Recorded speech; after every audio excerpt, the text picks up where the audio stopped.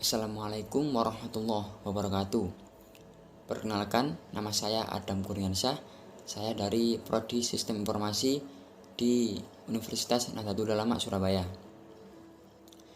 Di sini saya selaku ketua dari kelompok 6, tugas mata kuliah pengantar teknologi informasi dan komputer akan menjelaskan tentang materi yang kami buat, yakni materi perancangan database sederhana yang beranggotakan 1. Adam Kurniansyah, saya sendiri. Yang kedua, Wahyu Wiji Lestari. Yang ketiga, Dede Muhammad. Yang keempat, Nurul Imaniyah. Pengertian dari database. Basis data atau yang lebih dikenal dengan istilah database adalah kumpulan data yang disimpan secara sistematis di dalam komputer yang dapat diolah dan dimanipulasi menggunakan perangkat lunak agar menghasilkan informasi dan memiliki beberapa komponen utama, yaitu perangkat keras, sistem operasi, basis data, sistem pengelolaan basis data, pemakai, dan aplikasi. Contoh dari penerapan basis data dalam kehidupan sehari-hari yaitu seperti pemesanan tiket online dan e-commerce sebagai tempat belanja online. Adapun operasi dasar dalam database yakni meliputi sebagai berikut. Yang pertama ada create database, yang kedua ada drop database, yang ketiga ada create table, yang keempat ada drop table, yang kelima ada insert, yang keenam ada query, yang ketujuh ada update, yang ke-8 ada delete. Tujuan dan manfaat perancangan database. Tujuan yang utama yakni agar kita dapat memperoleh data yang kita inginkan dengan cara mudah dan cepat. Seperti contoh pemanfaatan database sebagai berikut. Yang pertama, kecepatan dan kemudahan. Yang kedua, efisien ruang penyimpanan. Yang ketiga, keakuratan. Yang keempat, keamanan. Yang kelima, terpelihara keselarasan data. Yang keenam, data dapat dipakai secara bersama. Yang keenam, dapat diterapkan standarisasi. Struktur dan komponen dalam database. Pengguna atau user sebagai pengguna dapat berinteraksi dengan basis data dan memanipulasi data dalam program yang ditulis dalam bahasa pemrograman. Sistem pengelolaan database atau manajemen sistem.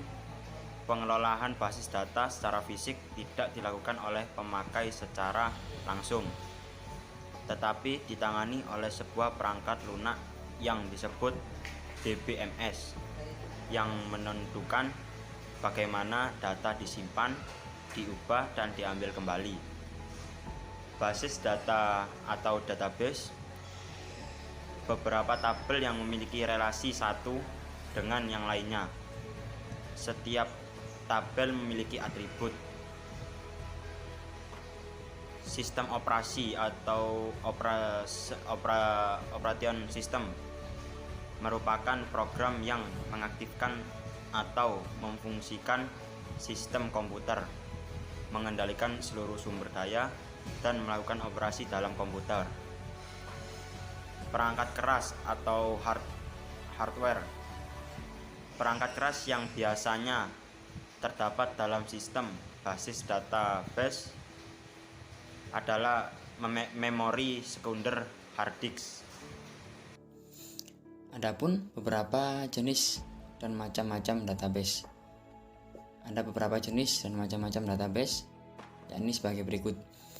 Yang pertama ada operational database, yang kedua ada analytical database, yang ketiga ada data warehouse, yang keempat ada distributed database, yang kelima ada end user, yang keenam ada external database, yang ketujuh ada hypermedia database, yang kedelapan navigational database.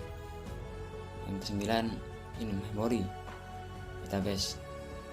Yang ke-10 document oriented database. 11 real-time database. Yang terakhir relation database. Pengguna database. Pengguna dari database dibagi menjadi 3. Yang pertama, system engineer adalah seorang tenaga ahli yang bertanggung jawab atas pemasangan sistem basis data tersebut dan juga melakukan peningkatan dan melaporkan kesalahan basis data tersebut kepada sang penjual. Yang kedua, database administrator atau DBA, yaitu tenaga ahli yang mempunyai tugas untuk mengontrol sistem basis data secara keseluruhan dan juga meramalkan kebutuhan akan sistem basis data tersebut, juga merencanakan dan mengaturnya. Tugas dari seorang DBA adalah mengontrol DBMS dan software, memonitor siapa saja yang menggunakan database tersebut, mengatur pemakaian database, memeriksa security, integrity, recovery, dan concurrency. Yang ketiga adalah pemakai atau user. Di sini pemakai dibagi menjadi 4. Yang pertama, programmer aplikasi, yaitu pemakai yang berinteraksi dengan basis data melalui data manipulation language atau DML. Pemakai mahir atau casual user adalah pemakai yang berinteraksi dengan sistem tanpa menulis modul program. Yang ketiga, pemakai umum atau end user adalah pemakai yang berinteraksi dengan sistem basis data melalui pemanggilan satu program aplikasi permanen yang telah ditulis sebelumnya. Pemakai khusus atau spesialis user adalah pemakai yang menulis aplikasi basis data non-konvensional. Studi kasus tentang database. Model REA adalah suatu alat pemodelan konseptual yang khusus dirancang untuk melengkapi struktur dalam perancangan database SIA. Dalam model REA ditentukan yaitu entity. Apa yang harus disertakan dalam database SIA dan bagaimana susunan relationship antara entity dalam database SIA. Tipe entity dalam model REA dibedakan dalam 3 kategori, yaitu yang pertama research, didefinisikan sebagai sesuatu yang memiliki nilai ekonomis bagi organisasi tersebut. Yang kedua event, di mana manajemen ingin mengumpulkan informasi untuk tujuan perencanaan atau pengawasan. Yang ketiga agen adalah orang dan organisasi yang berpartisipasi dalam aktivitas dan kepada siapa informasi diserahkan untuk tujuan perencanaan, pengawasan, dan pengevaluasian. Contoh studi kasus database.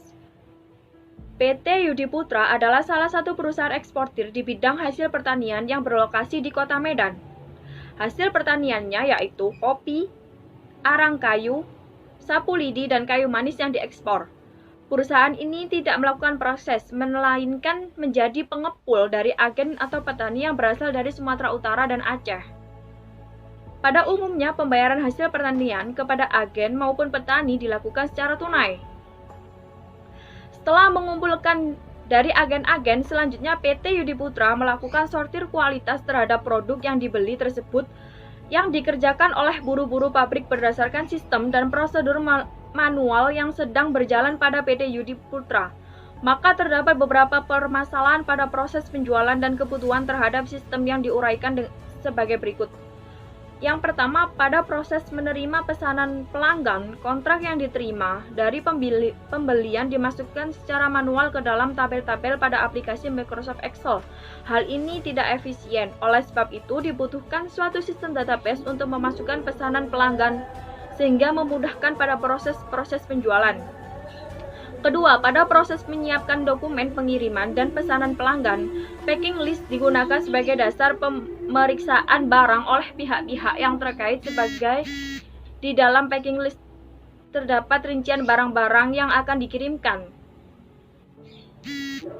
Hal ini tidak efisien, oleh sebab itu dibutuhkan suatu sistem database untuk memasukkan packing list dan invoice. Pada proses penerimaan kas, jika asuransi tidak dicairkan ke bank dan uang sudah diterima, maka pegawai bagian penjualan memasukkan hasil penjualan tersebut secara manual ke dalam Microsoft Excel sebagai laporan. Hal ini juga tidak efisien, oleh sebab itu dibutuhkan suatu sistem database untuk memposting laporan hasil penjualan tersebut dan dapat menyimpannya dalam bentuk file. Pada contoh kasus di atas, kasus tersebut termasuk dalam kategori real time. Itu saja yang bisa kami sampaikan. Saya, Adam Kurniansyah, mewakili kelompok 6. Mohon maaf jika ada salah kata. Wassalamualaikum warahmatullahi wabarakatuh.